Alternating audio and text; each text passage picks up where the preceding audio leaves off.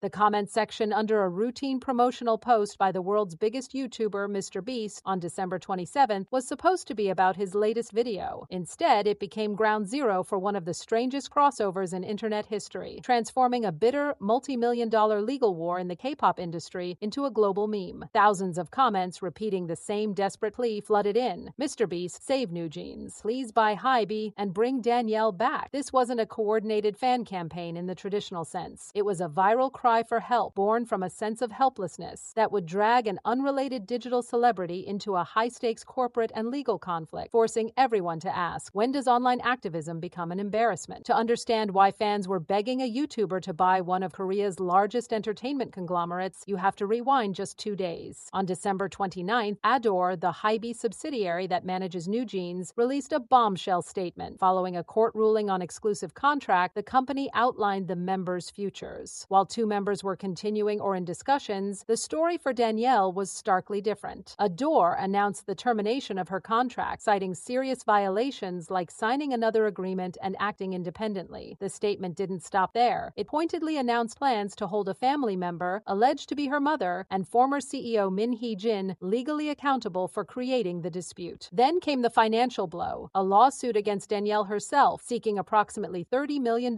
in damages. This wasn't just a departure. It was a scorched earth legal offensive. Danielle's side quickly responded by appointing legal counsel, but the sheer scale of the lawsuit sent shockwaves through the fandom, known as bunnies. The typical playbook for K-pop fans in crisis involves trending hashtags, email campaigns, and truck protests, but faced with what they perceived as an insurmountable corporate giant, a segment of the fandom spiraled into a different kind of reaction. A sense of absurdist humor took hold, primarily on TikTok. The idea was simple and never meant to be taken seriously. If the problem is a big company, then get someone even bigger to buy it. And who is bigger? In the realm of internet spectacle and seemingly limitless wealth than Mr. Beast? His brand is built on staggering financial gestures, giving away islands, private jets, and millions in cash. The joke, Mr. Beast should buy HYBE and save Danielle, became a coping mechanism, a way to express fury and futility through hyperbole. It was a meme that then bled out of TikTok and into his actual Instagram and YouTube comments, where the line between ironic joke and desperate plea began to blur. The online backlash was swift and severe. Netizens and casual observers criticized the campaign as pathetic, embarrassing, and a distraction from the gravity of the legal situation. Many pointed out a glaring contradiction. Here were fans condemning HYBE and ADOR for alleged mistreatment and corporate exploitation, while simultaneously appealing to Mr. Beast, a figure who has himself faced sustained criticism and lawsuits over his business practices, workplace conditions, and the ethics of his philanthropic content. One netizen summed it up. Couldn't they have at least picked someone with a moral compass to beg for money from? The narrative shifted from one about Danielle's contract to one about fan culture's lack of seriousness, with critics arguing that turning a serious legal dispute into a meme for a YouTuber's attention only weakened Danielle's position and made the entire fandom look naive. Then the unexpected happened. Mr. Beast noticed. Replying to a post highlighting the fan comments, he simply asked, "What do I need to do?" This forward response ignited chaos. For some fans, it was a victory. Their cries had been heard by a global powerhouse. For critics and many industry observers, it was a nightmare scenario. They warned that an outsider with no understanding of the complex Korean entertainment industry, legal system, or idol culture could do immense harm. His involvement, however casual, could be framed by ADOR's lawyers as evidence of Danielle or her supporters damaging the NewJeans brand through international spectacle, potentially hurting her in court. The concerns were about motive, too. Skeptics argued Mr. Beast was merely engaging for clout, tapping into the massive engagement engine of K-pop fandom to expand his own audience, with no real stake in the outcome. The situation escalated from a comment to a live stream. While walking with Twitch streamer Jason, Mr. Beast brought it up again, revealing how superficially he understood the issue. He stated that based on what he'd seen, fans wanted him to buy NewJeans and casually asked if the group was for sale. Jason corrected him, explaining it was HYBE they were joking about buying, a billion-dollar publicly traded company. The crew bantered about pooling money, with a woman off-camera joking, "Please buy NewJeans and save them." Jason concluded that the only realistic thing Mr. Beast could do was raise awareness. This clip was the turning point for many. The image of a wealthy YouTuber publicly musing about whether a human artist was for sale, even jokingly, was seen as the ultimate humiliation. It crystallized the criticism. The campaign had reduced a serious fight over contracts, artistic control, control and legal liability into a shallow internet gag. As one reaction put it, fans begging someone who considers the members as products, saying, "Are they for sale?" The desperation is genuinely so pathetic. Behind this bizarre online theater lies the brutal reality of the K-pop industry. The conflict isn't really about one YouTuber. It's about power. HYBE is a corporate behemoth, and ADOR, despite its internal drama, is a subsidiary within that structure. Danielle, as an individual idol, is up against a system designed to protect the company's assets, the group's brand, its future earnings, and the precedent set by its contracts. The $30 million lawsuit isn't necessarily an expectation of payment. It's a strategic maneuver, a warning shot to other artists, and a demonstration of legal force. The fandom's turn to Mr. Beast, however misguided, exposes a fundamental powerlessness. When traditional methods feel useless against such a structure, fans grasp at any straw, even a mythical, internet-famous billionaire, because the idea of a deus ex machina is more comforting than the slow, grinding, and often losing battle of legal warfare. As of now, the story remains in a tense limbo. Danielle and her team have not publicly addressed the Mr. Beast phenomenon, likely focusing on the actual lawsuit. Mr. Beast has taken no concrete action and has likely moved on. The legacy of this incident, however, is a case study in modern fandom and media. It shows how online culture can warp a serious issue, amplifying it globally while simultaneously stripping it of its gravity. It highlights the conflict between fan emotional investment and corporate legal strategy, and it poses a difficult question. In an age where virality is currency, does any attention, even from a confused YouTuber joking about buying a K-pop group, help a cause by applying international pressure, or does it ultimately hurt by making the situation seem frivolous and undermining its seriousness in the eyes of the courts and the public? The controversy is no longer just about a contract termination. It's about who gets to control the narrative when a fandom's love, a corporation's might, and the internet's appetite for absurdity collide on a global stage.